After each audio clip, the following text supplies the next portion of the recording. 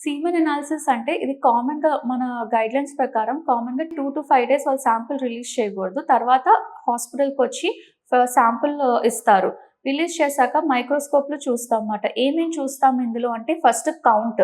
ఎంత కౌంట్ ఉండాలి? నార్మల్ వచ్చి 16 మిలియన్స్ పర్ ఎజాక్యులేషన్ అంటాం. అది కౌంట్. నెక్స్ట్ కదలికలు అంటే మొటిలిటీ. దీంట్లో యాక్టివ్ అంటే ఏ గ్రేడ్ ఎట్లున్నాయి? బి గ్రేడ్ ఎలా ఉన్నాయి? ఇమ్మొటైల్ ఎలా ఉన్నాయి? డెడ్ సెల్స్ ఎలా ఉన్నాయి? ఈ మనకు కావాల్సినవి ఏంటంటే ఏ అండ్ బి గ్రేడ్. ఇవి 2 కలిపి మోర్ దాన్ 32% ఉండాలి. నెక్స్ట్ మార్ఫాలజీ అంటే ఆకారం. ఆ స్పెర్మ్ ఒట్టి ఆకారం ఎంతలా ఉంది? నార్మల్ వచ్చేసి 4%. తక్కువ ఉంటే దాని ప్రకారం ట్రీట్మెంట్ అనేది ఇస్తాము.